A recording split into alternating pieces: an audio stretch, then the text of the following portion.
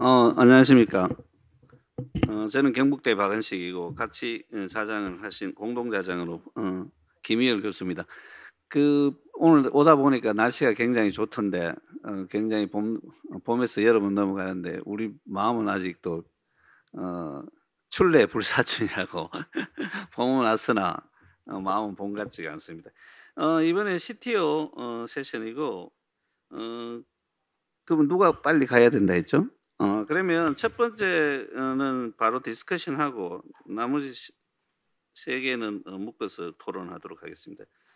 첫 번째는 서울성모병원의 오교철 교수께서 Viability Assessment in My CTO PCI Pros or Cons에 대해서 발표해 주시겠습니다. 부탁드립니다. 네, 소개 말씀 감사드립니다.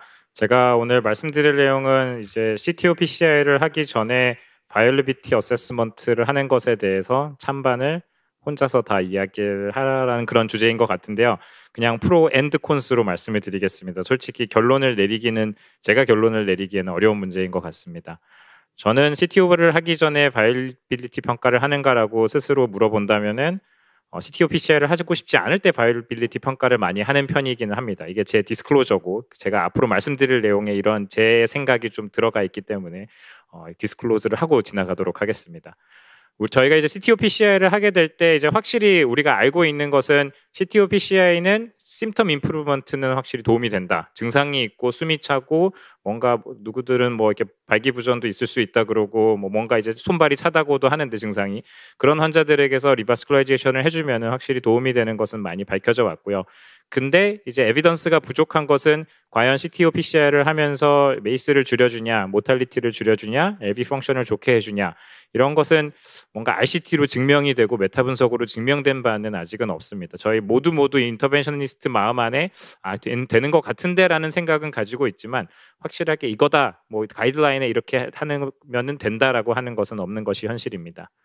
그럼 이제 언제 바이빌리티를 평가를 하냐? 이제 여러 가지 상황이 있을 수 있겠죠. 이제 다이그노스틱 CAG를 하고 CTO가 발견이 되었는데 여기 계신 분들은 그냥 바로 PCI 들어갈 분은 없을 것 같습니다. 이제 에코도 보고 리저널 월모션이 있거나 하이포카이네시아만 있거나 에이카이네시아가 있고 티닝 스카 체인지가 있고 EF 저하 이런 여러 가지 환자들의 경우가 있을 수 있는데 그럼 이런 모든 환자에서 과연 바이빌리티 평가를 해야 하냐?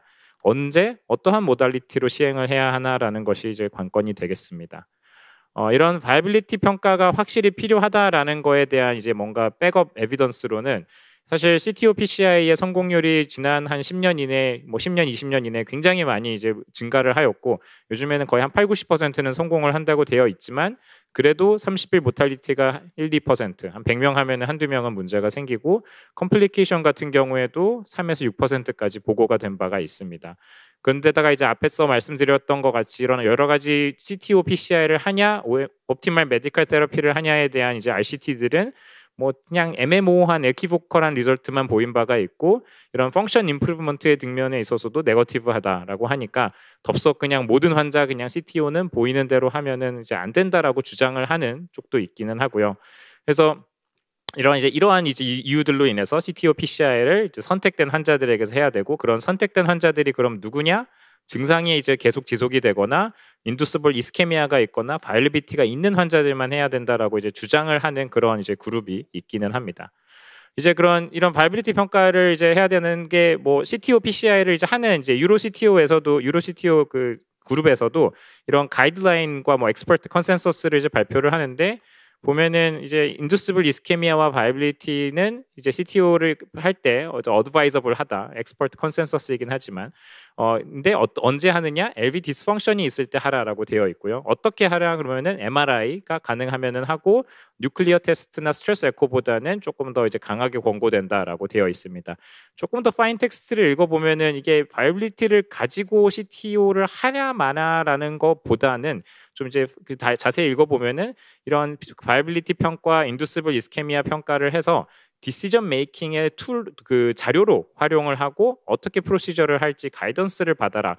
뭔가 좀 이렇게 말이 애매모호한 것이 정확하게 하라 마라라는 거에 대해서는 명확하게 이야기를 하고 있지는 않고 같은 이제 그 화이트 페이퍼에 대해서 보면은 이런 심텀이나 이제 LV 펑션에 따라서 이렇게 알고리즘을 보여준 바는 있습니다. 한 CTO가 발견이 되었고 심텀이 있으면은 심텀이 있고 LV 펑션이 정상 또는 하이포카이네지아까지만 있을 경우에는 리버스쿨라이제이션, 에이카이네지아나 아니면은 이제 이스케미아나 바이빌리티가 없을 경우에는 이제 옵티멀 메디컬 테라피만 하라고 되어 있고, 이제 증상이 없고 LV 펑션이 정상이면은 CTO가 있더라도 그냥 옵티멀 메디컬 테라피, 증상이 없으면서 LV 디스펑션은 있는데 거기다가 이제 바이빌리티까지 있으면은 그때는 다시 또 이제 리바스쿨레이제이션을 이렇게 선택적으로 할 수 있다라고 되어 있긴 합니다. 그래서 이런 환자군들에서 바이빌리티 평가가 좀 필요하다는, 이제 LV 펑션이 떨어진 환자들에서 필요하다는 이야기가 되겠고요. 그럼 이제 모달리티 측면에 있어서는 아까 이제 MRI가 가장 중요하다고 했는데, 저희가 실제로 월요일 날 다이그노스틱 스테이지를 찍고 CTO가 발견이 되었는데 MRI를 예약을 그때 막 하기 시작하면은 한 뭐 일주일이나 열흘 뒤에 되는데, 그럼 환자 퇴원했다가 다시 또 입원해서 CTO PCI를 한다는 것은 여러 가지 비용적인 측면이나 시간적인 측면에서 너무 오래 걸리고, 그렇다고 해서 국내 사정상 스펙트, 뭐 해외도 마찬가지긴 할 건데 스펙트도 쉽지 않고, 심지어 패트는 저희 병원에서 제가 몇 번 시도를 해봤는데 뭐 그냥 그 재료가 없어서 안 된다 이런 이야기도 많습니다. 도부타민 스트레스 에코는 사실 이런 바이빌리티를 보는 방법도 있기는 하지만 리프로듀시빌리티나 이제 센시티비티 자체가 많이 떨어진다고 되어 있어서 이게 바이빌리티 평가가 진짜 필요하다고 하더라도 쉽게 접근성은 좋지는 않은 게 현실입니다. 도부타민 스트레스 에코 같은 경우에는 레스팅이랑 그다음에 도부타민을 줬을 때 이제 인두스를 했을 때 월모션이 어떻게 변하냐에 따라서 이제 바이블 마이오카디움이냐 아니냐를 평가를 할 수 있고요. 카디악 MRI 같은 경우에는 이제 레이트 가돌리니움 이넨스먼트가 이제 트랜스뮤랄이냐 이제 서브 엔도카디알이냐 정도에 따라서 다를 수 있는데, 연구마다 이게 25% 미만으로 트랜스뮤랄리티면은 바이블하다라고 하는 경우도 있고 50%까지 주는 것도 있고 약간 좀 다양하게 있는 것 같습니다. FDG 펫 같은 경우에는 결국에 셀 메타볼리즘을 보는 거니까 펫이 이제 먹으면은 이제 바이빌리티가 있다라고 평가를 할 수 있는 그런 것이 되겠습니다. 근데 이제 왜 자꾸 바이빌리티 평가를 하라고 하나요? 뭐 조지 말로리가 왜 에베레스트 산을 오르느냐 했더니 그냥 있으니까 올랐다고 되어 있는데, 사실 CTO 있으니까 뚫으면 되는 거 아닌가요? 그런데 뭐 하여튼 그렇게 하지 말라고 자꾸 잘 평가해서 도움될 환자에게 하라고 바이빌리티 평가를 자꾸 강조를 하는 것 같기는 합니다. 제 생각에서는. 더더군다나 그럴 것이 몇 가지 이제 RCT 연구들에서 디시전 CTO 연구도 그렇죠. CTO PCI 그러니까 옵티멀 메디컬 테라피를 비교해 봤을 때 여러 가지 프라이머리 엔드포인트 메이스 측면에 있어서 크게 달라진 점이 없었고, 심지어 이 연구에서는 이제 심텀 임프루먼트도 뭐 크게 달라지지 않는다라는 것을 보인 바가 있어서 그냥 옵티멀 메디컬만 하지 뭘 바이빌리티까지 보냐, 뭐 그리고 CTO까지 하냐라는 그런 것들이 이제 그 근거가 되는 것 같습니다. 유로 CTO 트라이얼에서도 마찬가지로 한 400여 명의 환자를 PCI, OMT를 해봤을 때도 크게 뭐 메이스, 데스나 MI 측면에 있어서 달라지지 않는다. P-밸류가 이제 유의하지 않게 나오니까, 그러니까 뭐 그냥 이제 바이빌리티, 사실 근데 이렇게 돌이켜 생각해 보면은 뭐 어차피 PCI 하나 그 메디컬 트리트먼트 하나 비슷하면은 바이빌리티 평가는 그럼 또 안 해도 되는 거 아닌가 싶기도 하고요. 좀 너무너무 혼란스러운 것 같습니다. 하지만 이게 꼭 RCT가 저희가 골드 스탠더드고 뭐 그다음에 뭐 시스테믹 리뷰가 있고 그게 다 좋긴 하지만 이제 리얼 월드 레지스트리 데이터를 특히나 무시할 수는 없죠. 특히나 CTO 같이 RCT 하기 힘든 그런 질환군도 없는데, 그래서 보시면은 이런 이제 삼성병원에서 이제 싱글 센터긴 하지만 2024명의 환자들을 이제 쭉 10년 롱텀하게 팔로업을 했을 때 저희가 RCT 해도 사실 뭐 5년, 6년, 7년 하면 굉장히 잘하는 건데 한 4년, 5년 지나가면서부터 그때부터 이제 카디악 데스가 늘 이제 차이가 나는 것을 보일 정도로 이런 이제 그냥 RCT보다는 이런 리얼월드 데이터도 중요하고, 이런 연구에서는 CTO PCI를 하는 것이 확실히 도움이 된다라는 것이 알려져 있습니다. 또한 다른 이제 이것도 아마 요거는 이제 멀티센터이긴 했는데 그냥 레지스트리 데이터인데 한 840여 명의 환자들을 CTO PCI를 했더니 이젝션 프랙션이 낮았던 환자들이 통계적으로 유의하게 확실히 좋아졌다라는 것이 보이고, 실제로도 저희가 EF 낮은 환자들, 나승 선생님께서도 이제 가끔 이제 그 CTO 레지스트리 데이터 말씀해 주시는데 EF 좋아지고 모탈리티 줄어들고 하는 것들이 이제 눈에 보이는, 저희 눈앞에 보이는 것들이 있기 때문에, 이렇기 때문에 특히나 EF 낮은 환자들, CTO가 있는 환자들은 이제 리바스쿨라이제이션을 하는 것이 저는 조금 더 맞는 거라고 생각을 합니다. 아까 이제 결국에는 이게 바이빌리티를 평가를 할 거냐 안 할 거냐인데, 재미있는 거는 이제 바이빌리티 평가를 해서 CTO PCI를 하고 OMT를 하는 것도 이제 크게 차이는 없는데 RCT에서 실제로 바이빌리티 CTO 환자들에서 바이빌리티 평가를 해 보면은 아까 이제 요거는 이제 MRI로 둘 다 이제 MRI로 평가를 한 거고 레이트 가돌리눔 인핸스먼트 한 50% 정도까지가 바이빌리티가 있다라는 것을 생각하면은 거의 한 7, 80% 특히나 콜라테럴이 잘 발달된 환자들은 바이빌리티는 거의 한 5명 중에서 4명 정도는 그냥 있다고 생각을 하면 됩니다. 그래서 굳이 힘들고 시간 들여서 MRI 찍고 뭐 이런 다음에 이 환자들 PCI를 하느니 그냥 어차피 5명 있으면은 4명은 그냥 바이빌리티 있는 거니까 건너뛰고 해도 되지 않을까라는 게 뭐 저의 그냥 개인적인 생각이고요. 요 다른 이제 최근에 발표된 다른 연구에서도 거의 한 90% 넘게 특히나 콜라테럴 플로우가 좋을 경우 이게 이제 디스펑션이 있으나 50% 미만의 트랜스뮤럴리티니까 이제 바이빌리티가 있는 경우가 되겠는데 거의 한 95% 정도는 바이빌리티가 있다라고 되어 있습니다.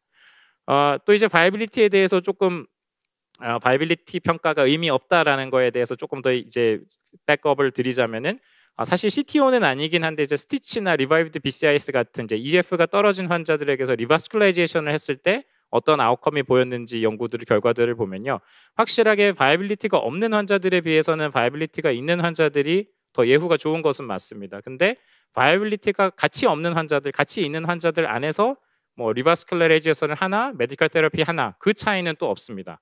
이게 좀 자꾸 이제 또 생각하고 하다 보면 도대체 무슨 얘기 하나 싶기는 한데 결국에는 바이빌리티가 있으면 환자의 예후 평가에 도움은 되지만 바이빌리티가 환자의 어떤 트리트먼트 메서드를 결정하는지에 대해서는 아직은 현재 가지고 있는 저희가 바이빌리티 평가 메서드로는 조금 부족하지 않냐라는 것이 되겠고요.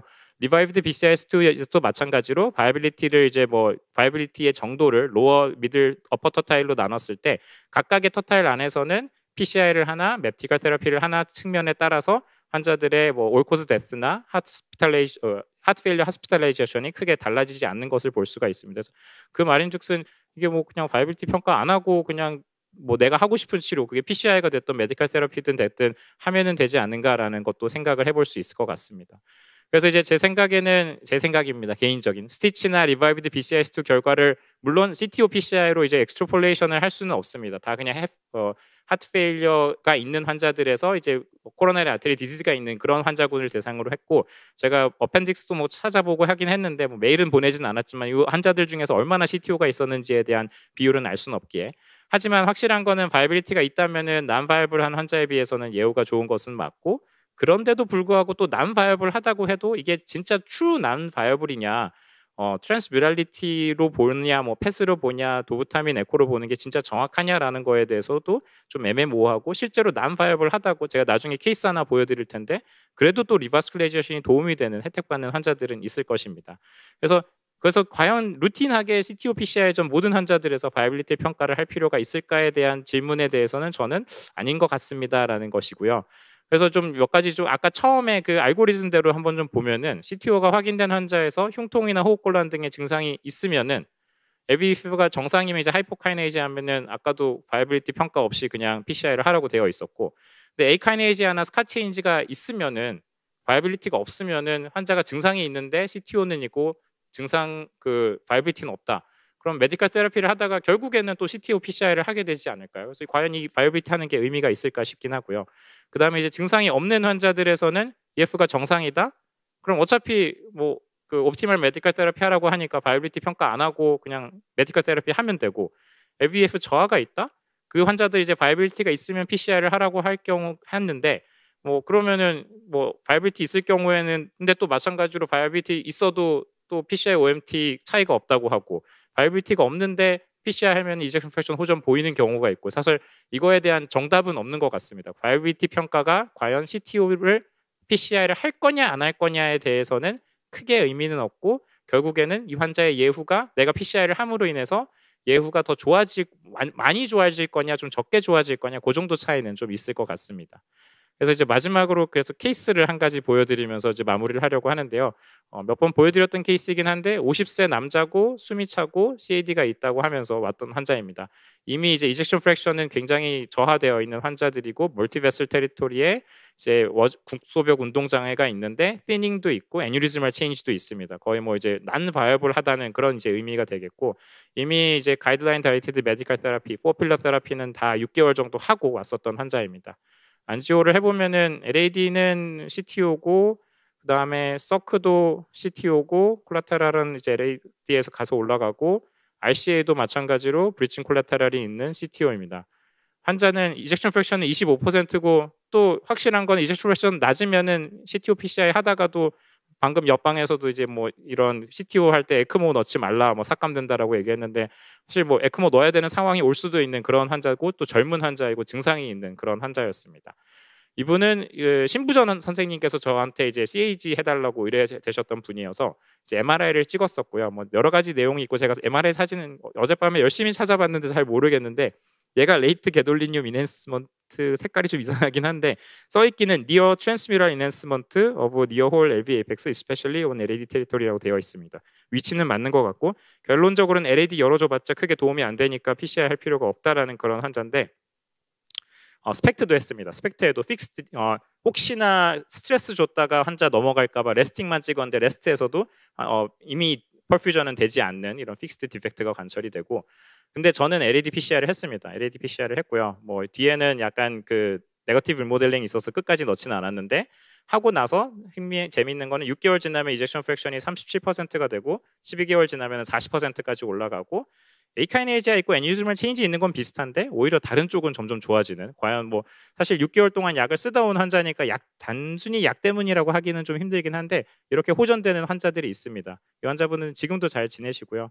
그래서 CTO를 PCR을 하기 전에서 결론적으로는 일부 환자에서 도움이 될 수도 있으나 바이빌리티가 없더라도 또 반대로 PCR에서 도움이 되는 환자들이 있으니까 이 바이빌리티가 과연 어떤 의미이냐 저는 이제 고민이 점점 되는 것 같고 이제 앞으로는 이제 누구에게 이런 바이빌리티 평가를 하고 누구에게 PCR을 이제 선택적으로 할 것인지에 대해서는 조금 더 연구가 많이 필요한 것 같습니다. 네, 경청해 주셔서 감사합니다. 예, 감사합니다.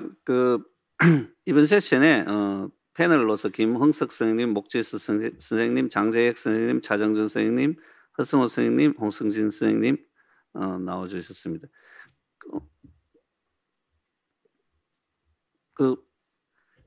근데 마지막 케이스는 이제 3베슬 CTO인데 하나만 CTO로 인터벤션 했는데 나머지 두 개는 뭐 계획이 어떻게 돼요? 제가 사실 저 CTO PCI 케이스를 최근에 다시 열어봤었는데 제가 까먹고 있었는데 원래 퇴원했다가 다시 입원해서 RCA 하자고 했었는데 환자가 제 팔로업이 아닌 다른 선생님 팔로업을 함으로 인해서 로스되었는데 제가 지지난주에 그 라이브 데몬스트레이션 갔을 때 그 케이스를 찾아보다가 열었는데 지금은 학회 가 계신데 돌아오시면 한번 해가지고 조금 더 이젝션 프랙션 올려보자고 말씀을 드려볼까 생각 중입니다. 네, 선생님 또 가셔야 된다니까 이 케이스 이 강의에 대해서 질문 홍순창 선생님. 예. 그 코멘트는 스태츄토리얼이 이제 또 바뀌었어요. 10년 팔로우업을 하면서 5년 이상이 지나면 수술을 한 사람들이 롱텀 서바이벌이 더 좋다고 이제 2년 전에 페이퍼가 나왔잖아요. 그래서 결국은 이게 LV 펑션이 낮더라도 리바스큘라리제이션을 해주는 게 옵티멀 메디컬 세라피보다 장기 예후가 좋은데 결국은 서든 카디악 데스를 줄여줄 수 있다라는 거거든요. 아까 마지막 케이스 보여주신 그 환자 같은 경우 저 같은 저희 카디올로지 선생님은 수술을 다 보내거든요. 근데 저도 수술을 다 저런 환자를 실제로 많이 해보고 나이도 사실은 50대면 젊기 때문에 수술을 먼저 초이스를 했을 것 같은데 이렇게 스테이지로 그냥 이렇게 딱 하나만 열어주고 뭐 그런 특별한 이유가 있으신가요? 저 환자분은 사실 수술은 처음에 저희도 이제 캐비지 먼저 레코멘드를 하긴 했었고요. 환자가 수술은 거부하셨고 약간 좀 캐릭터가 그러셔가지고 사실 PCI도 안 하려고 그 MRI와 스펙트를 하긴 한 겁니다. 해서 의미 없다. 이거 뭐하러 하냐. 왜냐하면은 사실 LAD PCR을 먼저 한 것은 그럼에도 불구하고 환자는 뭔가 이제 좀 조치를 원했고 증상이 계속 지속이 돼서 약을 계속 씀에도 불구하고 컨제스천도 없는데 증상이 계속 있었고 LAD를 먼저 하면서 원래 서클까지 같이 하려고 했는데 이제 LAD 하다가 생각보다 되게 약간 니어 토탈 같아 보이고 CTO 아닌 것 같아서 그냥 탁 덤벼 들어갔다가 생각보다 시간이 오래 걸려서 서클까지 못 하고 나왔었는데요. 그래서 그래도 뒤에 조금 혹시나 나중에 연결할까봐 뒤에 스탠트는 다 안 놓고 남겼습니다. 그래서 이제 그렇게 PCI 쪽으로 이제 계획을 잡았던 환자입니다.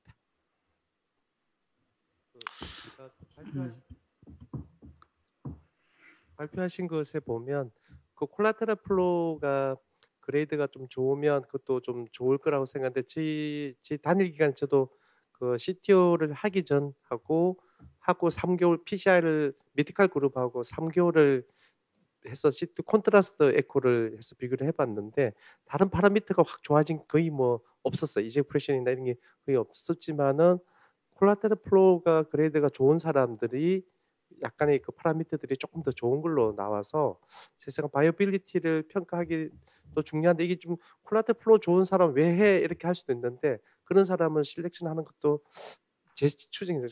연구 데이터가 많지 않지만 그런 것도 하나의 도움 CTO PCI에 할지 말지 도움이 되지 않을까 생각 중. 이건 다른 반론도 있을지 모르겠지만 근데 사실 그게 맞는 게 콜라테럴 플로우가 좋은 환자분들이 또 그 도널 베슬에 문제가 생길 경우에 더 큰 MI가 생기고 그런 걸로 인한 이제 나쁜 아웃컴들이 생길 수 있고 홍순창 선생님께서도 말씀해 주셨지만 이게 서든 카디악 데스 결국 벤트리큘러 어리즈미아를 예방하는 효과 측면에 있어서도 이제 그런 데이터들도 좀 있기 때문에 확실히 그 콜라테럴 플로우가 좋고 바이빌리티가 있는 환자들이 뭐 말씀드린 특히나 증상이 없으면 왜 해라고 되는 경우들이 꽤 있기는 한데 그런 환자들에서 오히려 좀 더 적극적으로 해줘야 되는 그런 또 백업도 될 수도 있을 것 같습니다. 결국 그 페이션트 셀렉션하고 PCI 인디케이션의 문제인데 제가 제일 중요하게 생각하는 거는 그 테리토리가 되게 중요할 것 같아요. 테리토리가 엄청 작은데 그거 뭐 거기에 바이오빌리티 있냐 없냐 이런 얘기 할 거는 의미가 없는 것 같고 테리토리가 엄청 큰데 거기서 뭐 당연히 뭐 노멀 LV 펑션이면 뭐 CTO PCI 리바시큘레이션 당연히 해줘야 될 것 같고 근데 LV 펑션이 아주 떨어지고 뭐 시닝도 있고 이럴 때 뭐 지금 오쇼 선생님 같은 경우는 경험적으로 이렇게 뭐 PCI 하지만 뭐 일본 같은 데 봐도 대부분 그런 경우에 뭐 바이오빌리티 테스트 없이 PCI 하는 경향이거든요. 그러니까 성공적으로 잘 PCI를 할 수 있으면 하는 게 맞을 것 같고 하다가 뭐 또 컴플리케이션 생기 만들고 환자를 더 나쁘게 하는 이런 상황이면 하지 말아야 될 건 당연한 것 같아요. 그래서 아주 뭐 안전하게 석세스풀하게 CTO PCI를 해줄 수 있다면 하는 게 맞지 않나 경험적으로 그렇게 생각이 듭니다.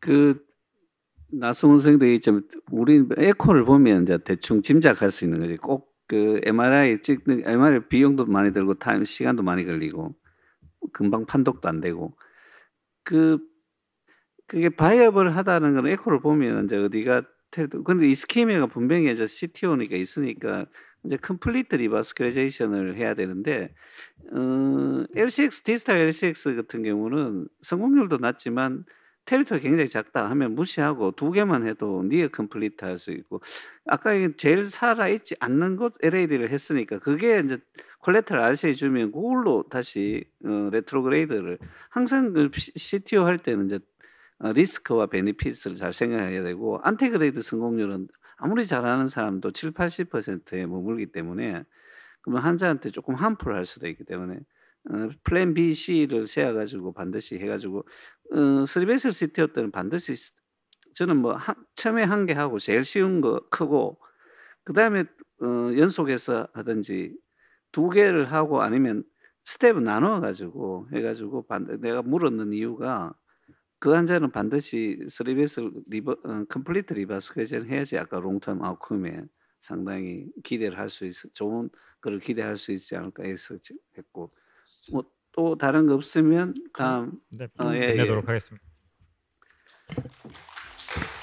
예, 수고하셨습니다. 다음 강의로 넘어가겠습니다. 다음은 우리하고는 약간 칼라가 다른데 은주 세브란스 기독병원의 홍순창 교수께서 테크니컬 컨시더레이션 비딘 CTO와 non CTO 베슬 바이패스에 대해서 강의해 주시겠습니다. 네, 부탁드립니다. 원주 세브란스 기독병원의 홍순창이고요.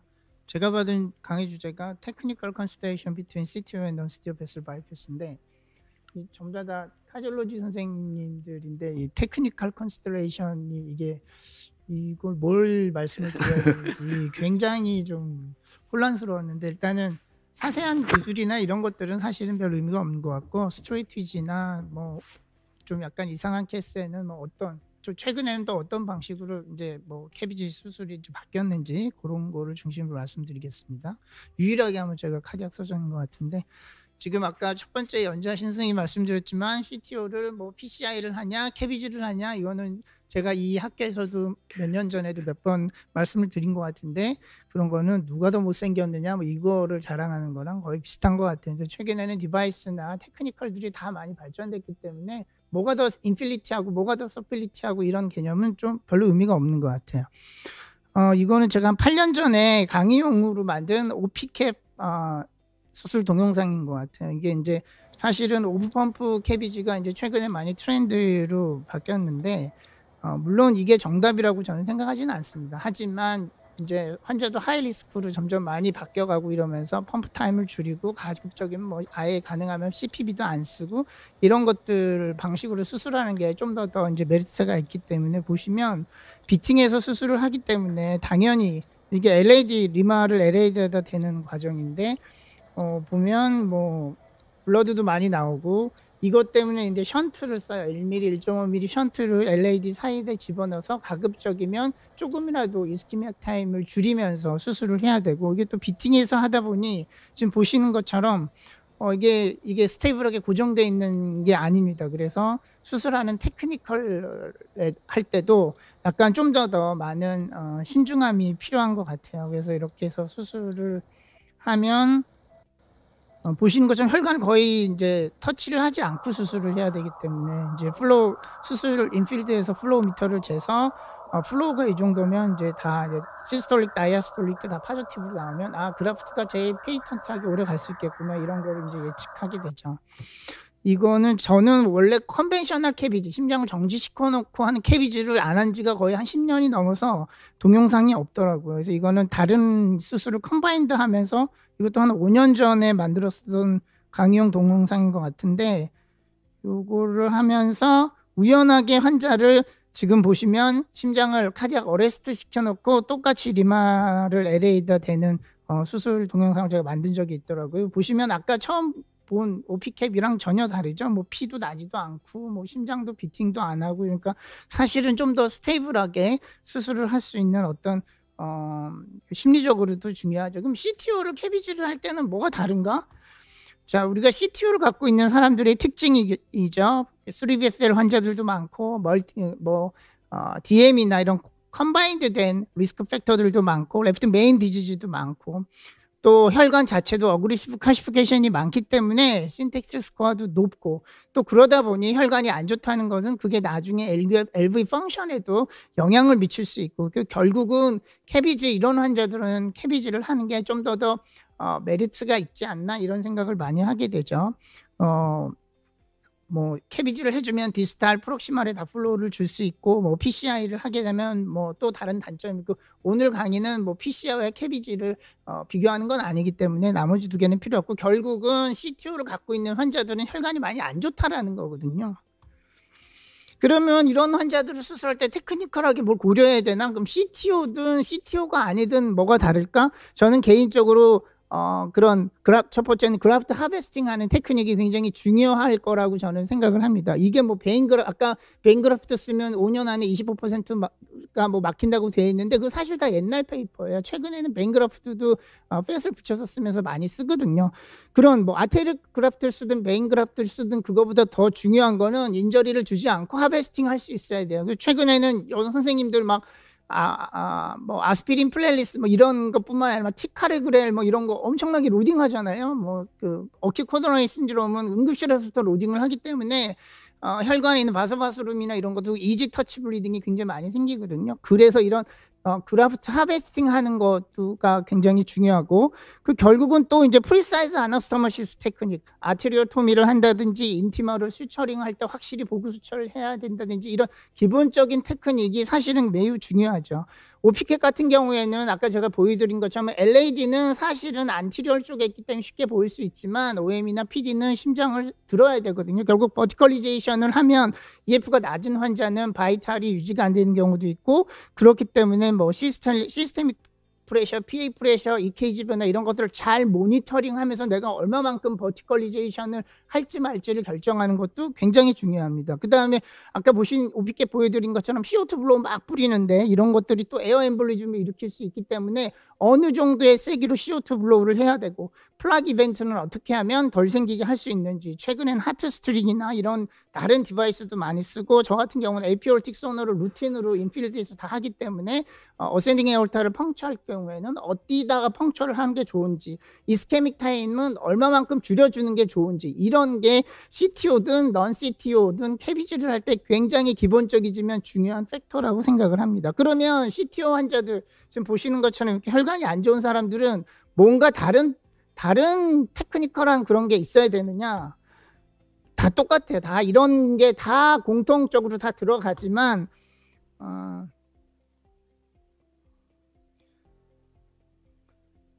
아까도 처음 말씀드린 것처럼 CTO 환자들은 혈관이 많이 안 좋기 때문에 이런 그래프팅 하베스팅, 프리사이즈 아나스토모시스, 뭐 하트 모빌리제이션, 혹은 프리사이즈 프로시저 이런 것들을 좀 더 훨씬 더 일반적인 캐비주 환자들보다 좀 더 세심하게 기울여서 수술을 해야 되는 게 가장 테크니컬 컨시더레이션의 기본이라고 생각합니다. 예전에는 이렇게 어센딩 에어르타를 사용할 때 파셜 클램프를 잡고 여기다 펀치를 써서 사피너스 베인을 이렇게 연결 많이 했어요. 그래서 어큐트 에어르틱 다이섹션, 에어르틱 인저리 이런 게 많이 생긴다고 아예 페이퍼에 나오고 데이터도 나오고 그랬습니다. 최근에는 이렇게 에픽 에어르틱 소노를 써서 어센딩 에어르타가 이렇게 뭐 플락이 심하다든지 아니면 이렇게 두꺼워 있다든지 이런 부위를 피해서 최소한 정상적인 부위를 찾아가지고 펀치를 하고 또 펀치를 할 때도 파션 클램프를 쓰지 않고 이렇게 하트스트링이라는 새로 나온 이런 뭐 나온 지 거의 한 10년 됐어요. 한 10년 전부터 쓰기 시작했었는데 에어르타를 터치하지 않아도 이런 식으로 펑처를 할 수 있는 이런 프락시멀 실 시스템 디바이스들을 쓰면 사실은 최근 들어서 요즘 뭐 어센딩 에어르타를 매니플레이션 한다고 해서 인저리가 간다든지 다이섹션이 되는 경우는 저는 최근 10년, 11년 동안 한 케이스도 없었기 때문에 그런 것들은 이제 과거의 얘기고 최근에는 이런 거는 잘 안 생긴다고 생각이 들어요. 이 환자는 81세 남자 환자고 엔스테미 환자 EF 46%. 레프트 메인 크리티컬 레프트 메인에 뭐 RCA CTO고 OM도 병변이 심한 환자들이죠. 이런 사람들은 사실은 46% 정도면 요즘은 그냥 거의 제 개인적으로는 프리졸브드 EF라고 생각을 해서 그냥 평범한 오피캡을 해도 충분히 할 수 있는 환자들이거든요. 그렇지만 이런 환자들은 무조건 리마토 디스탈 LAD를 퍼스트로 아나스토모시스를 먼저 해줘서 레프트 메인을 프로텍티드하게 시켜놓고 그 이후에 나머지 OM이나 PD를 그래프팅을 해주는 게 이렇게 프리졸브드된 환자에서는 좀 더 안전하게 캐비지를 뭐 꼭 펌프를 돌리면 굳이 이렇게까지 하진 않아도 되지만 오피캡을 한다 그러면 이런 식으로 시행을 하는 게 도움이 될 것 같습니다.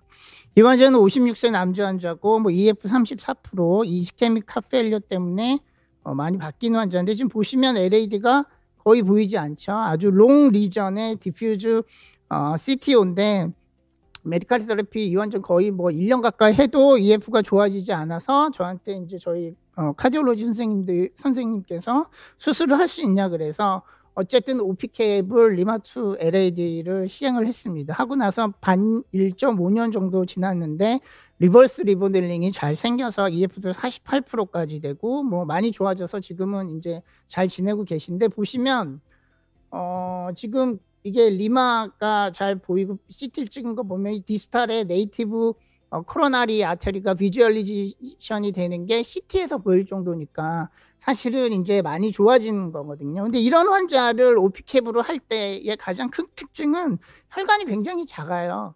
1mm가 안 되거든요. 아까 제가 그 영상에서 보여드린 것처럼 특히 LAD는 프로텍션, 이스케믹 타임을 줄여주는 게 중요하기 때문에 션트를 꼭 넣어서 수술을 하는데 션트를 넣으면 아나스토모시스를 할 수 없어요. 그 션트보다도 더 작은 혈관이기 때문에 션트 크기보다도. 그래서 결국은 이 환자도 션트 없이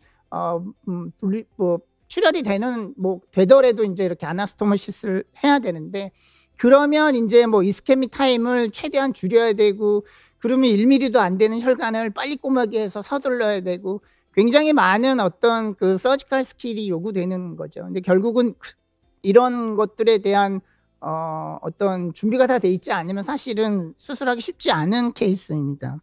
이 환자는 73세 남자인데 언스테이블 엔자인이죠. 보면 RCA 시토고 프록시멀 LAD, OM이 전부 다 크리티컬하게 막혀 있기 때문에 그러니까 이 환자도 물론 리마토 LAD를 퍼스트로 해서 프로텍티드 LAD를 만들어주고 이제 오피캡을 어떻게 할지를 고민해 봐야 되지만 EF 33%면 많이 떨어져 있는 건 아니거든요. 그럼에도 불구하고 심장을 버티컬리제이션, 이제 OM이나 LA 그 PD를 대기해서 들어보면 바이탈 사인이 확 바뀌어요. 그건 이런 환자들처럼 프리오브 엔지오에서 혈관이 그 CTO가 아닌 곳이 굉장히 심하게 타이트하게 혈관이 좁아져 있으면 헤모다이닉 변화가 갑작스럽게 생기기 때문에 그거를 확인을 하고 만약에 못 견딜 것 같다 그러면 저는 바로 펌프를 돌립니다. 그래서 세우지는 않더라도 온펌프 비팅으로 나머지 혈관을 다 그라프팅을 해주죠.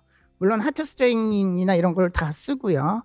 이 환자는 72세 여자 환자인데 MR이 같이 동반되어 있는 테더링이 있는 MR인데 이 환자 같은 경우에는 디스탈 그 RCA가 CTO인데 MRI를 찍어보면 아까 전에도 전 선생님이 말씀하셨죠. 바이어블하지 않다고 리딩이 돼 있어요. 근데 그렇지만 보시면 테리토리가 굉장히 커요. 이분은 아까 그 선생님이 말씀하신 것처럼 그래서 이분은 오피캡으로 먼저 LAD랑 PD를 그래프팅을 하고 그 다음에 이제 심장을 잠깐 정지시켜서 MVR도 같이 했어요. 그러니까 결국은 캐비지랑 밸브를 같이 하지만 이스케믹 타임이 그렇게 많지 않죠. ACC 타임이 45분 정도밖에 안 걸리기 때문에 요즘은 저는 밸브가 컴바인드 된 코로나리 환자도 거의 오피캡을 하면서 그 같이 그 밸브 수술을 하기 때문에 이스케믹 타임을 많이 줄여줄 수 있는 거죠.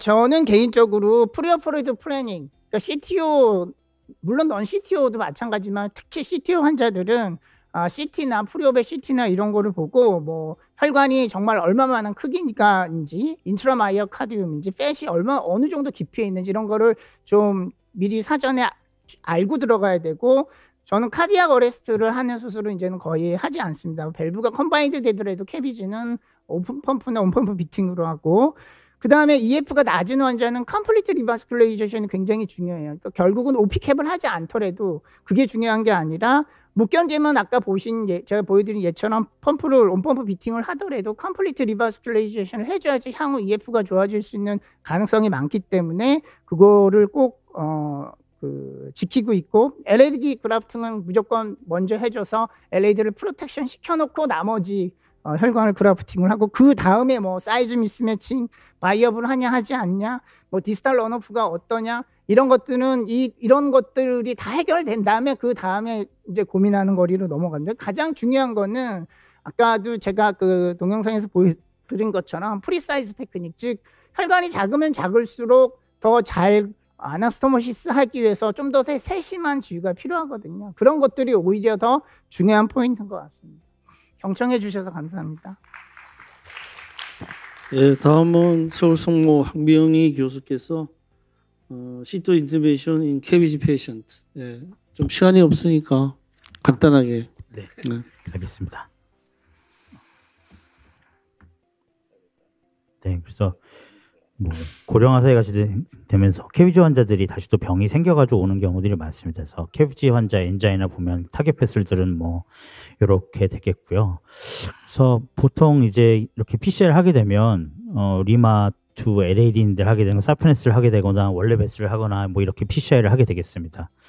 그래서 사프네스 베인에 가장 보통 이제 문제가 많이 생겨서 리드 캐비지에 캔디데이트 되면 결국은 그냥 뭐 리드 캐비지를 하는 건데 그러지 않은 경우들이 많은 것 같습니다. 홍수정 교수님은 수술 잘 하시니까 그런 것 같은데 저희 병원 같은 경우는 리드 캐비지를 부탁했을 때 일단 PCI를 해보시라라는 경우가 더 많아서 그런 경우에는 결국은 사프네스 베인을 하느냐 네이티브를 하느냐에서 주로 네이티브를 하는 게 더 좋은 결과가 있는 것 같습니다. 그래서 만약에 이렇게 어큐트하게 사프네스 베인 페일러가 있으면 사프네스 베인을 먼저 이렇게 PCI를 좀 해주고 그래서 플로우를 만들어주고 난 다음에 네이티브 PCI를 하는 이런 식으로 하는 게 어떨까 싶고요.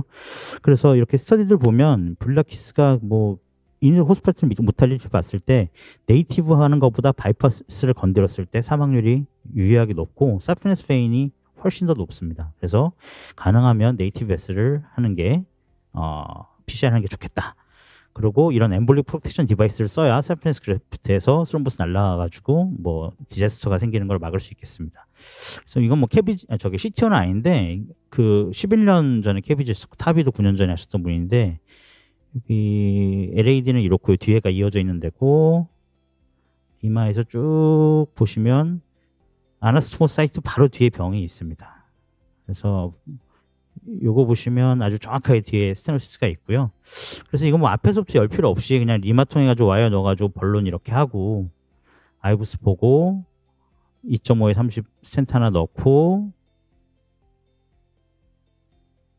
그러면 뭐 요거는 와이어가 있으니까 잘 안 보이셔서 다 와이어를 빼놓고 보면 아주 뭐 잘 됐습니다. 이거 아주 심플하게 해결될 수 있는 케이스인데 이런 케이스만 있는 게 아니라서 이제 CTO들을 좀 보여드리면 캐비지 환자에서 CTO 환자는 뭐 하이리스크고 컴플렉스 아나토미고 석세스도 잘 안 되고 컴플리케이션 레이트는 높고 그 다음에 이렇게 백업들이 문제가 있습니다. 이 백업들을 어떻게 찾아가지고 이 백업에 여러 가지 맞는 가이딩 카테터를 찾아가지고 하는 게 가장 필수적인데 이거는 뭐 환자마다 다 다르기 때문에 인게이지를 해보고 결정을 해봐야 되겠습니다.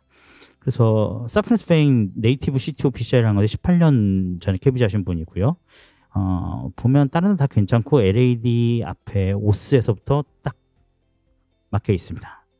그래서 이분은 사프네스 베인을 다이아고날 통해서 이어줬는데 사프네스 베인이랑 다이아고날이 이어져 있는 그 아나스모 사이트에서 스테노시스가 있어가지고 PCI를 하기로 한 거고요. 그래서 이분은 보시면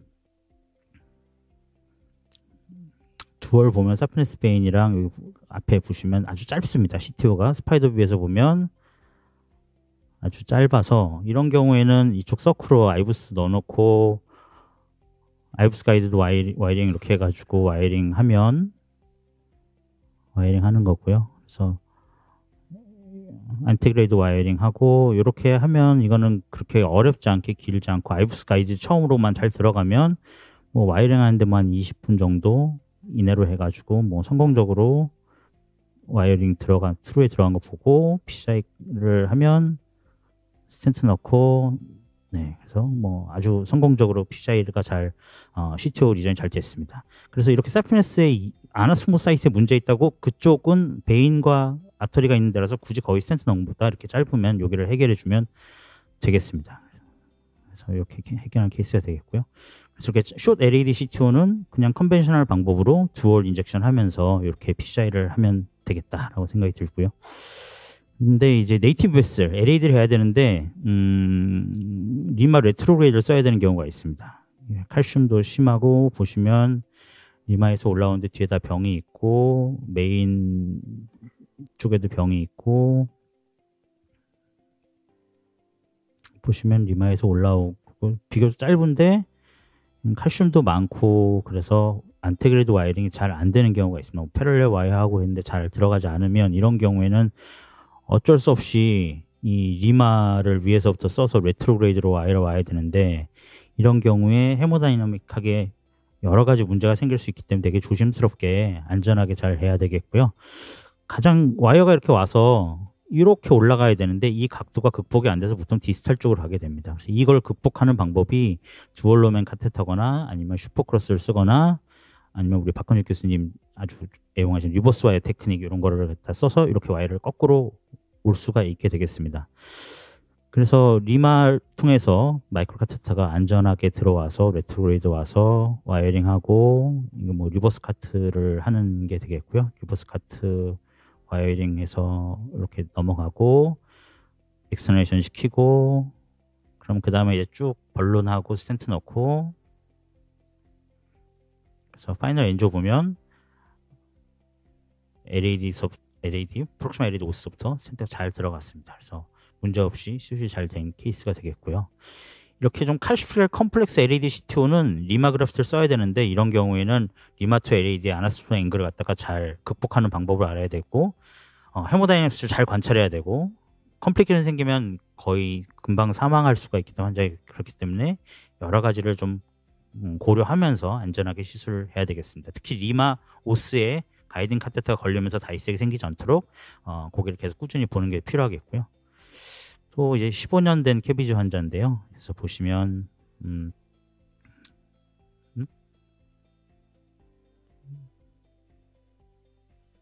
그래서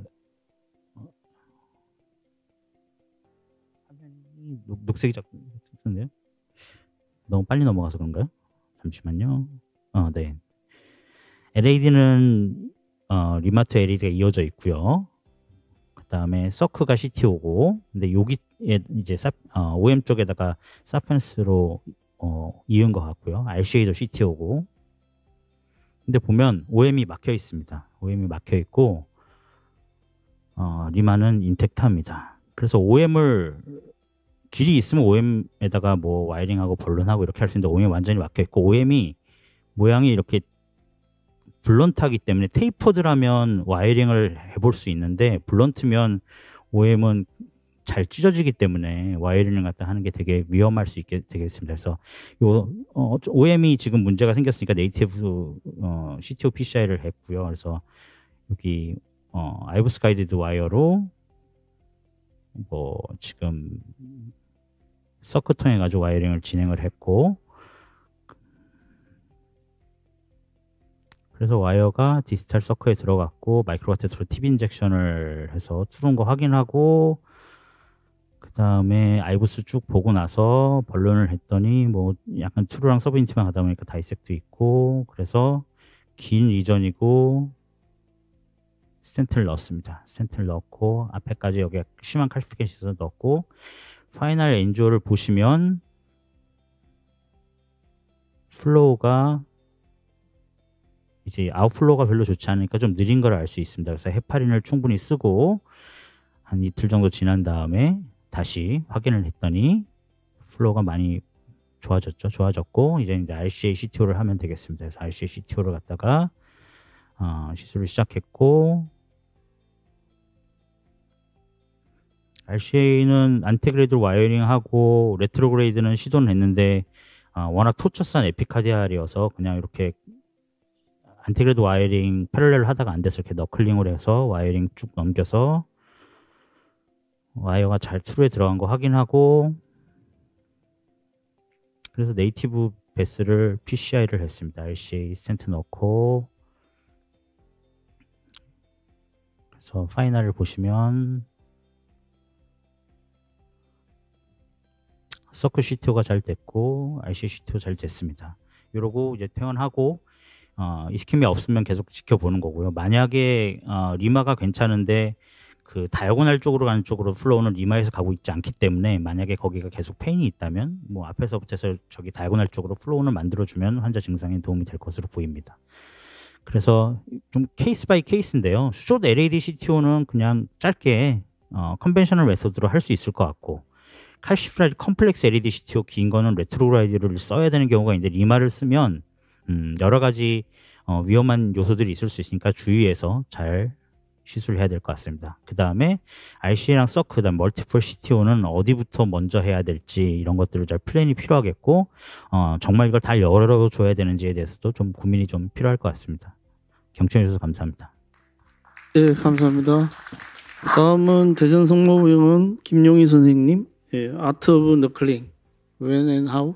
네. 아트인지 한번 보겠습니다.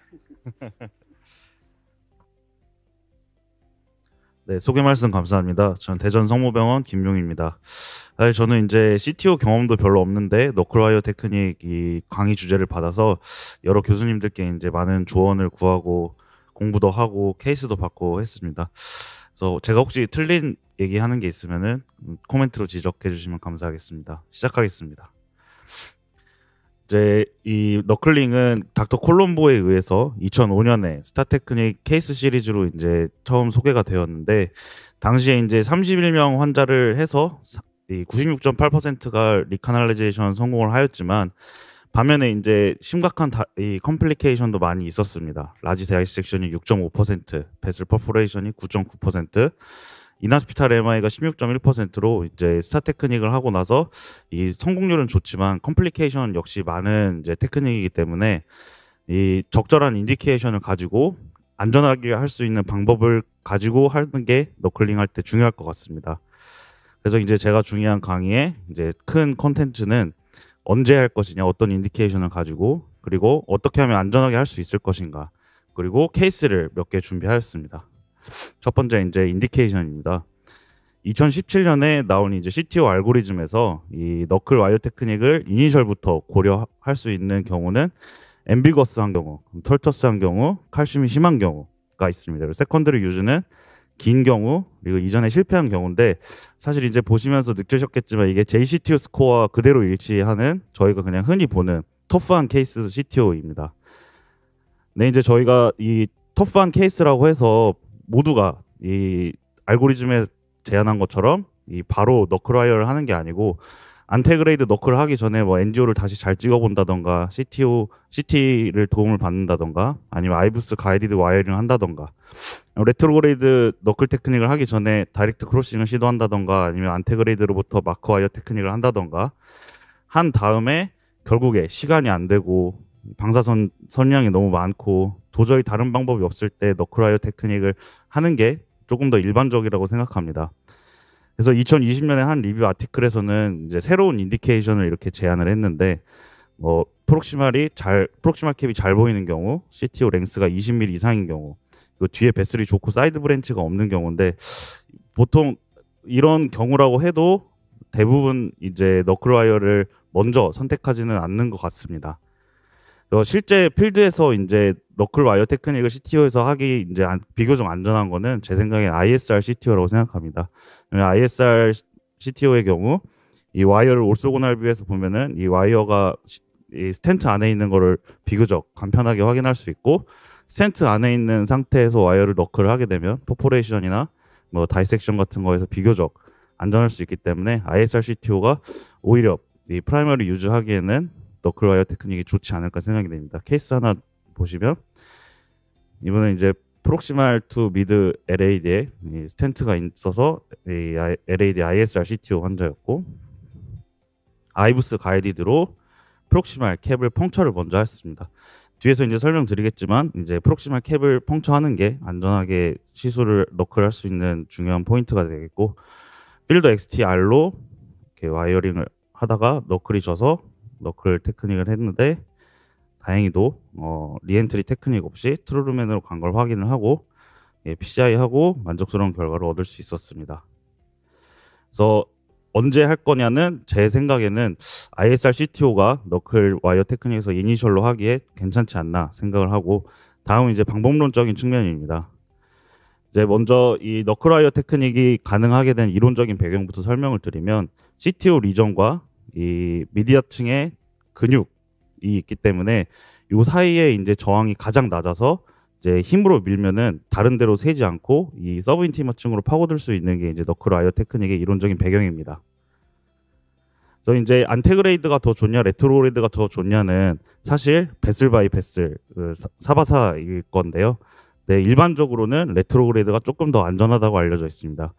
그 이유는 이제 너클 와이어 테크닉을 하려면 서브 인티마 스페이스로 들어가야 되는데 이제 그렇게 되면은 이 블러드 프레셔에 직접적으로 노출이 되는 면이 있고 만약에 CTO 세그멘트 안에 사이드 브랜치가 있다면 안테그레이드에서 너클을 할 경우 이게 앵글이 블런트하기 때문에 사이드 브랜치로 빠질 위험이 있는 반면에 레트로그레이드 너클 와이어 테크닉은 이 앵글이 어큐트하기 때문에 이 사이드 브랜치로 빠지기보다는 이렇게 베스를 타고 메인 브랜치 쪽으로 갈 가능성이 높아서 일반론적으로 레트로그레이드 와이어가 너클 와이어가 조금 더 안전하다고 알려져 있습니다. 만약에 이제 이 안테그레이드 너클 와이어를 하려면 그래도 안전하게 하기 위해서는 프록시말 이 캡을 펑처하는 게 좋을 것 같습니다.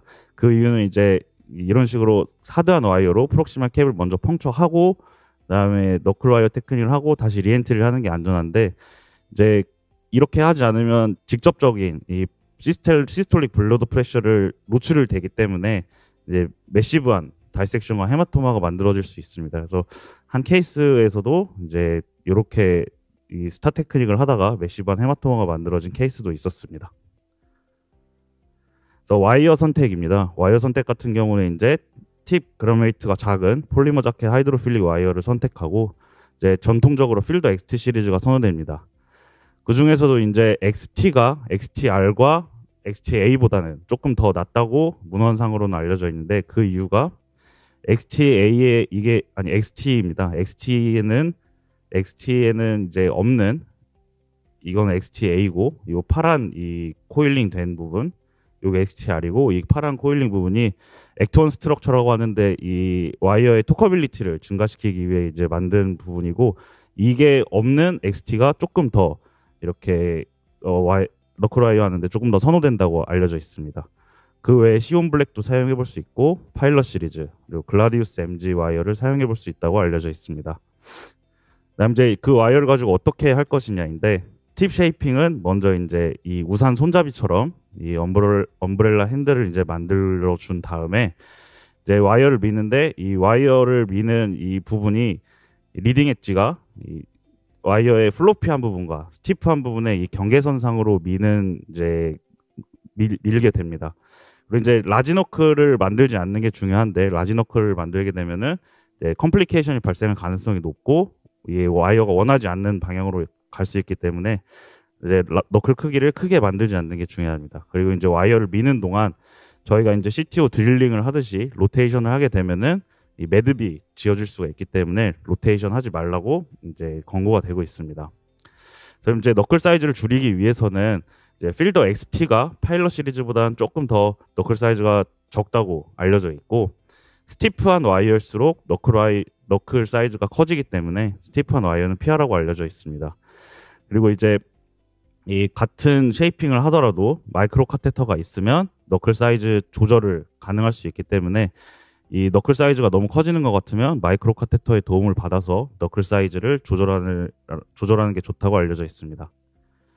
마이크로 카테터 같은 경우에는 이제 이 너클 와이어 자체가 힘으로 미는 거기 때문에 이 백업 소프트가 든든한 마이크로 카테터가 좋습니다. 그래서 코세어 프로나 턴파이크 스파이럴 그리고 경우에 따라서 시비어한 칼시파이드 리전을 지날 때는 턴파이크 골드 같은 이렇게 백업 소프트가 든든한 마이크로 카테터를 선택하는 게 좋을 것 같습니다.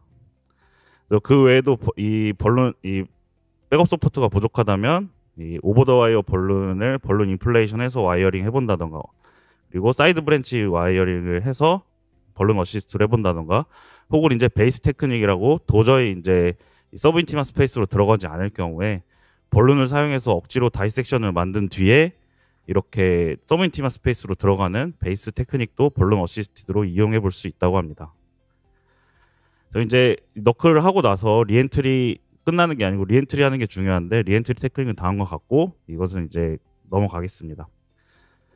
이제 지금까지 언제 할 것이냐 어떻게 할 것이냐였고 케이스 두 가지 준비하였습니다. 안테그레이드 케이스 하나, 레트로그레이드 케이스 하나 준비하였습니다. 먼저 이제 안테그레이드 케이스였고 말씀드린 것처럼 ISR CTO 케이스였습니다. 미드 RCA에 ISR CTO가 있었고 죄송합니다. 프록시말 캡을 아까 말씀드린 것처럼 이제 먼저 펑처하는 게 조금 더 안전하기 때문에 하드한 와이어로 프록시말 캡을 펑처하고 그다음에 이제 이 익스텐션 카테터의 도움을 받아서 마이크로 카테터를 펑처한 그 위치까지 밀어 넣은 다음에 이제 필더 XT였던 것 같은데요. 필더 XT로 너클을 해서 다행히 이제 너클이 돼서 와이어링이 잘 되었고 마이크로 카테터를 진입을 한 다음에 이제 트루맨으로 있는 걸 확인한 다음에 PCI를 성공해서 네, 만족스러운 결과를 얻을 수 있었습니다. 이제 레트로그레이드 케이스 마지막으로 하나 보여드리겠습니다. RCA CTO였는데 프록시멀 투 미드 RCA부터 그 CTO였고 이 CTO 랭스가 30mm 이상의 디퓨즈 CTO였습니다. 그리고 이제 이분 같은 경우에는 미리 CT를 찍었는데 이 미드 RCA가 톨처스한 환자분이었습니다. 그래서 처음에 레트로그레이드 안테그레이드 조금 하다가 바로 레트로그레이드 돌려서 레트로그레이드를 했는데 XT가 이제 더 이상 CTO 그 디지털 캡에서 진행을 하지 않고 가이어 세컨도 마찬가지로 진입을 하지 않아서 너클와이어 테크닉을 사용하였습니다. 이제 이 너클와이어 테크닉을 하는 동안 저희가 이제 미리 CT를 찍어놨기 때문에 이 톨처스한 병변이다라는 걸 생각하고 이제 그래도 비교적 이 아나토미를 생각하면서 너클와이어를 할 수 있어서 이 CT를 찍어서 조금 더 안전하게 너클와이어 테크닉을 할 수 있었던 것 같습니다. 그래서 리엔트리는 이 리버스 카트 통해서 가이아 서드 통해서 시행하였고 DES 스텐트 임플란테이션 후 만족스러운 결과가 얻을 수 있었습니다. 그래서 마지막으로 서머리는 이제 언제 할 것이냐는 제 생각에 이제 프라이머리 유지하기에는 ISR CTO가 가장 안전한 이제 CTO일 것 같고 어떻게 할 것이냐는 레트로그레이드가 조금 더 안전하다. 그리고 안테그레이드를 해야 될 경우에는 프록시멀 캡을 펑처하는 것이 조금 더 안전하다. 와이어는 하이드로필릭 와이어를 사용하고 너클 사이즈를 최소한으로 하는 것이 좋겠다. 그리고 백업 포스가 중요하다는 것을 이제 강조드리고 이제 발표 마치겠습니다. 경청해 주셔서 감사합니다. 수고하셨습니다. 네, 시간이 뭐 얼마 안 남았는데 중요한 코멘트와 질문 부탁드립니다. 뭐 점심시간이니까 한 55분까지 하겠습니다. 그 너클와이어 테크닉을 쓰시기 전에 혹시 좀 더 그램 서포팅이 더 높은 와이어를 체인지하시는 걸 더 선호하시는 것보다는 너클와이어를 좀 더 선호하시는 편이신가요? 혹시 CTO 리전하실 때? 제가 아까도 말씀드렸지만 사실 저는 너클와이어에 이제 경험이 없습니다. 이제 그래서 여러 조언을 받고 한 거라서 보통은 이제 제가 이제 경험해본 바로는 하다가 이제 안 됐을 때 하는 경우가 이제 많은 걸로 느끼고 있습니다. 내 코멘트하면 그 스텐트 안은 너클을 하면 안 되는 게 스텐트 안은 인트라 플렉으로 가는 거고 아까 선생님이 보여준 넵클의 데피니스는 미디어하고 서브인티마 스페이스 와이어가 하거든. 근데 스텐트가 돼 있으니까 서브인티마는 갈 수 없고 스텐트가 간혹 폴스 루멘에 스텐트가 되어 있는 경우가 있거든. 그럴 때는 이제 트루룸 서브인티마로 갈 수 있고 그 아까 그거는 그 케이스는 그냥 트루룸멘을 그냥 너클링에 힘이 있으니까 그냥 인터플렉으로 뚫고 지나간 거고. 그다음에 너클은 이제 아까 스티프 와이어를 한번 트라이 해보고, 근데 스티프 와이어는 위험하거든요. 베슬 아웃사이드로 나갈 수 있기 때문에 한번 트라이 해보고, 소프트한 거 해보고, 인터미디에이트 보통 시작하잖아요. 그다음에 써보고 안 되면 하드한 걸 해보는데 하드 해보니까 똑바로 안 간다. 그럼 밖으로 자꾸 나가면 퍼포레이션 위험이 있으니까 그때 이제 너클을 하면 되고, 그때 이제 너클을 해야 되고, 너클은 이제 문제가 굉장히 길다. 단번에 전장을 투르르면 가기 어렵다. 그 다음에 풀문 칼슘. 풀문은 어떤 와이어를 써도 안 될 때는 우회해야지, 우회. 그러면 스윈팅으로 지나가면 자연스럽게 지나갈 수 있기 때문에 그럴 때 쓰면 굉장히 이제 헬프풀 아주 굉장히 어떤 것도 안 그러면 로타를 해야 되는데 로타를 할 거 이제 투르르면은 다행히 지나가는데 어떤 디바이스도 안 간다. 이럴 때 이제 그건 포기하고 우회해서 스탠트 할 건지 아니면 로타를 해가지고 바꿔서 해야 될 때 이런 때 뭐 하시면 되고 그 다음에 리버스 카트를 해야 되는 건데 너클을 해가지고 끝까지 올리면 계속 폴스로 뭐 레프트 메인도 다이섹션, 아울터까지 다이섹션 들어가기 때문에 반드시 그 CTO 바디에서 스톱하고 안테그레이드 와이어링 해가지고 거기서 리버스 카트로 해가 나와야 된다. 이게 중요한 포인트. 또 다른 배정욱 교수. 예, 그 홍순찬 교수님 질문 하나 드리겠습니다.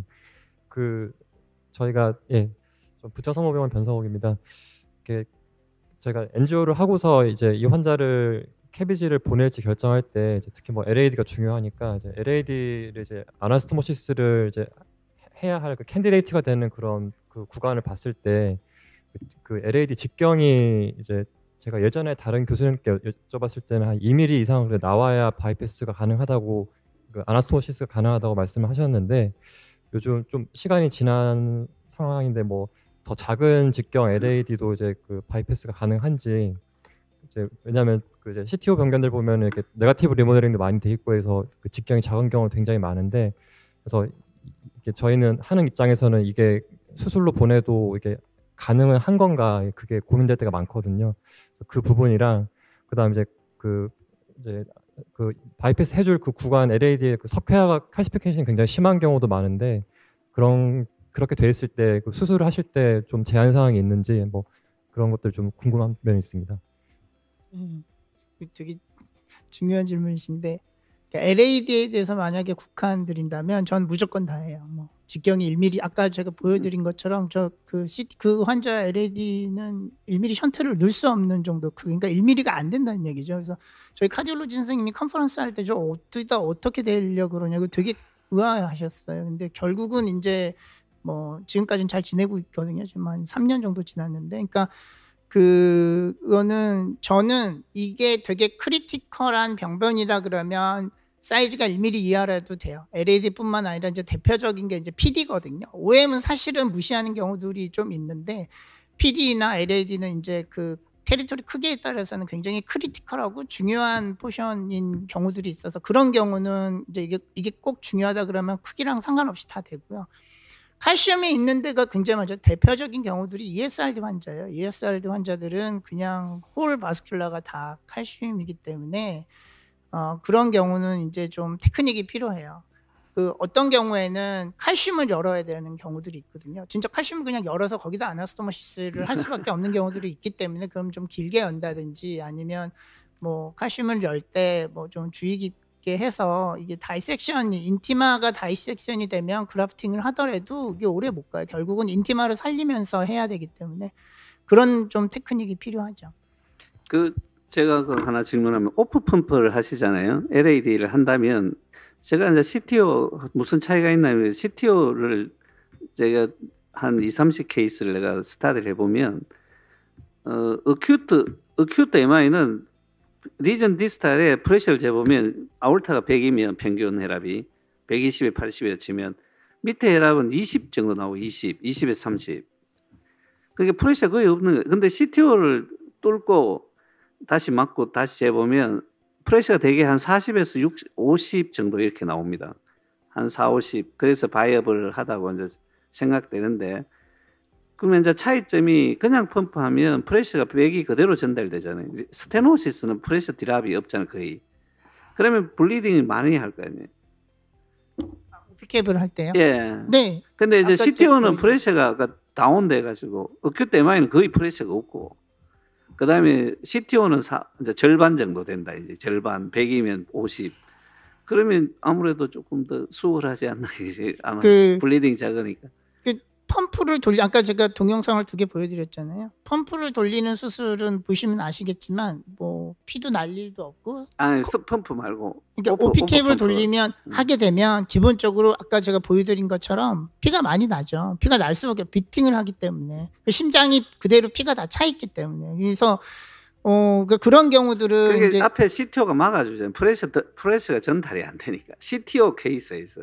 CTO 케이스는 그래도 콜레테럴이 있기 때문에 피가 안 나지는 않아요. 예. 근데 제가 말씀드린 프레셔 차이가 굉장히 많이 난다는 거죠. CTO.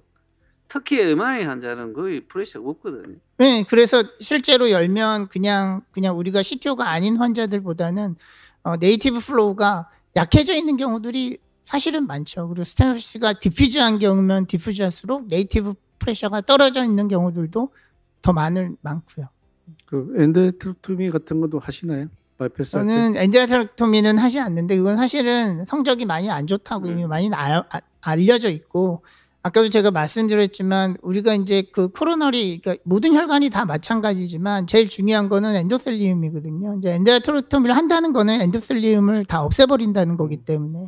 코로너리 바스큘러처에서 엔도텔리움의 뭐 펑션은 이미 많이 다 알려지고 있기 때문에 저는 이제는 하지 않습니다. 근데 어떤 경우가 있냐면 정말 열었는데 루멘이 없어서 어쩔 수 없이 그 주변을 제거해 주는 경우들은 있어요. 네. 안한병원 차정준입니다. 하나 홍수 선생님 질문 드리고 싶은데 일단 그 수술하시는 선생님들을 항상 믿으면서 환자를 보내고 있는데 그 리마를 결국은 얼마나 깔끔하게 연결하는 게 중요하다는 말씀을 해주셨는데 네거티브 리모델링 돼 있을 때 저희가 이제 열어놓고 나면은 뭐 진짜로 한 2mm가 채 안 되는 혈관이 3mm에서 4mm까지 커지는 경우가 있는데 이제 디지털 LAD에 저희가 붙일 수 있는 뭐나 PD에 붙일 수 있는 그 사이트는 굉장히 좀 한정적이잖아요. 근데 그게 마치 리마를 그 네거티브 리모델링 할 때 붙인 게 혈관이 커져가지고 거기가 스테노틱처럼 보이는 그런 상황이 나중에 보일 수도 그게 조금 이게 붙였는데 그게 그 혈관이 커지면 그 오스가 영향을 안 받게 될까요? 리마 오스. 그게 이제 그런 거를 다 사실은 저도 개인적으로 다 스터디는 안 해봤는데 우리가 네거티브 리모델링이라는 게 선생님들은 이제 그냥 이렇게 표면적인 거를 말씀하시는 거죠. 이제 그 엔지오를 본다든지 뭐 이런 걸로. 저희가 아이부스를 보니까 네. 플락이 없고 그냥 어드밴시아까지 다 보이는데 아이부스 상에서 혈관이 그냥 완전히 슈링키지 돼 있는 거죠. 우리 선생님이 잘못 우리 안지오를 해보면 리마도 다시 커져가지고 그리고 그 사이드로 붙이는 거잖아요. 이 끊고 붙이는 게 아니니까. 그게 구멍만 내고 붙여놨기 때문에 크기가 그게 중요하지 않은데 우리가 그 아나스토모시스 할 때는 그 아테리오토미를 하는 기준이 보통 우리가 그 연결하려고 하는 혈관의 그 사이즈의 거의 1.5배 이상을 해야 돼요. 그러니까 지금 예를 들어 내가 붙이려고 하는 네이티브 혈관이 1mm가 안 된다 그래도 제가 인터널 만마리 아테리를 거기다 붙이려고 아테리오토미 할 때는 예를 들어 인터널 소라식 아테리 직경이 1.5mm가 된다? 그러면 더 1mm가 안 되는 혈관을 위아래로 더 길게 여는 거죠. 그래서 나중에 지금 말씀하신 것처럼 뭐 혈관이 나중에 그 이제 네거티브 리모델링이 플로우가 가면서 없어지고 커지더라도 아나스토모시스 사이트가 작아지는 경우는 없어요. 그런 경우는 근데 어떤 경우가 있냐면 예를 들어 너무 작게 열어가지고 붙여놓는다든지 아니면 타일을 할 때 너무 많이 이제 피가 나는 걸 우려해서 이제 너무 세게 타일을 해버리면 거기가 이제 슈링키지 돼요. 그래서 그 던 이펙트가 생기기 때문에 그런 경우 나중에 이제 예를 들어 시간이 지나서 엔지오를 해보면 그런 경우가 좁아져 있는 경우들이 있을 수 있어요. 실제로도 그것 때문에 그런 아나스토모시스 사이트가 문제가 되는 경우들도 있고. 하지만 원칙적으로 수술을 하면 그보다 훨씬 더 크게 열기 때문에 그리고 아까 말씀하신 대로 인터널 소라식 아테리는 플로우가 늘어나요. 시간이 지나면서. 그러니까 디지털 런오프가 많은데 돼야 된 그 IMA를 되는 가장 큰 이유는 플로우 디맨드가 커지게 되면 우리가 했었던 것보다 혈관이 더 그 플로우를 많이 주면서 더 커지기 때문에 오히려 또 그런 부분들이. 그래서 처음에 엔지오를 해보면 수술한 지 이미디어 포스트업 엔지오보다 예를 들어 4년 5년이 지나면서 그 만마리 아테리 사이즈가 더 크게 커지는 경우들을 보이는 이유가 플로우 디맨드에 따라서 그게 커지기 때문에 그런 거거든요. 그지 홍 교수님 말씀해 주신 게 제가 황병희 교수님께 여쭤보고 싶은 질문이었는데 그게 수처에 따라서나 이런 돈 이펙트나 생겨가지고 그게 좁아질 수 있다는 거잖아요. 그럼 저희가 거기를 벌룬을 아까처럼 스텐트를 할 수도 있고 벌룬을 할 수 있는데 그건 정말 감으로 해야 되는 건지 이게 터지면 사실 디제스터처럼 생각이 되는데 그런 리마의 오스티움 그 붙어있는 사이트를 저희가 보려고 그냥 LAO 풀로 줘가지고 거의 아나스토모시 사이트가 좁아져 있는지 안 되는지 저희는 루틴으로 KBG 환자에서 확인을 하고 있는데 그런 거를 벌룬을 할 때 팁이나 트릭 뭐 이런 거 좀 이렇게 하면 괜찮을지에 대해서 혹시 인터벤션 언제 그러니까 수술하고 얼마가 지났느냐에 따라 달라질 수는 있겠죠. 수술한 지 이미디어 포스트업에는 진짜 뭐 파이브로틱 체인지가 안 생겨 있기 때문에 뭐 좀 심하게 압력을 가하거나 그러면 이제 거기가 럽처될 수 있겠죠. 그런데 이제 예를 들어 수술한 지 뭐 4년, 5년 이상 지나면 아나스토모시스 사이트 자체도 이제 많이 네이티브 코로나리 아테리랑 같이 많이 좀 이렇게 파이브로틱 체인지가 생기면서 붙어 있기 때문에 이미디어 포스트업보다는 사실은 이제 벌룬은 한다고 해가지고 그게 뭐 어느 정도 벌룬이냐에 따라서 다를 수는 있겠지만 그게 갑자기 럽처가 되거나 그렇지는 않을 것 같은데.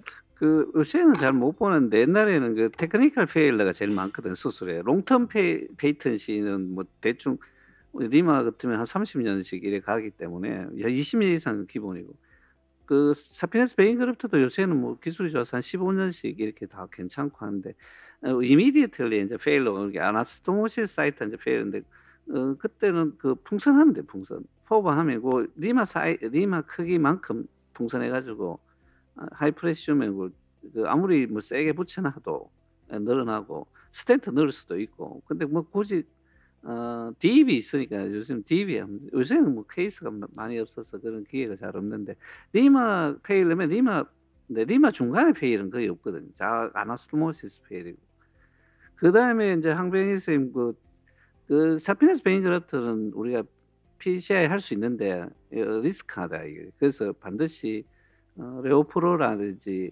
상당히 준비돼가 있고 그 대부분 다 디제너티브 체인지이기 때문에 굉장히 그 엠보리자이션 디지털 하기 때문에 디지털 프로텍션 디바이스 요즘 잘 안 갖다 주던데 있습니다. 그래서 카로티드 할 때 쓰는 거 이거 왜 주머니 낙하산처럼 이렇게 펼쳐놓고 반드시 해야 되지 그냥 하면 굉장히 그 오히려 아까 놀이 플로우가 가지고 더 안 좋고 그다음 바이패스 그래프트 좋은 점은 그 리버스 카트 이런 것들이 전부 다 바이패스에서 나오거든요. 바이패스 가면 그냥 하고 아까 항명희 선생님이 리마 붙였는데 리마인지 뭔지 조금 좁은데 그 뭐 고기만 해줄 수도 있고 그러면 이게 레트로그레이드 가능하니까 굳이 뭐 어려운 테크닉 안 써도 레트로로 쉽게 바이패스 그래프트를 사용해서 리버스 카트나 뭐 레트로그레이드 어프로치가 가능하다. 제가 그 리마트 LED 벌룬도 많이 하고 센트 많이 넣어봤는데요. 홍백 선생님 의견 물어봤더니 똑같은 말씀을 하시더라고요. 터트릴 수가 없다고 그럽니다.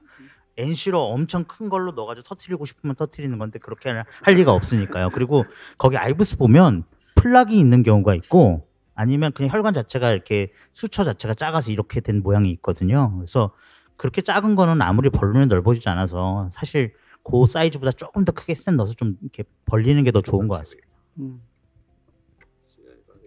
예, 시간이 다 돼서 이번 세션은 마치도록 하겠습니다. 예, 수고들 하셨습니다.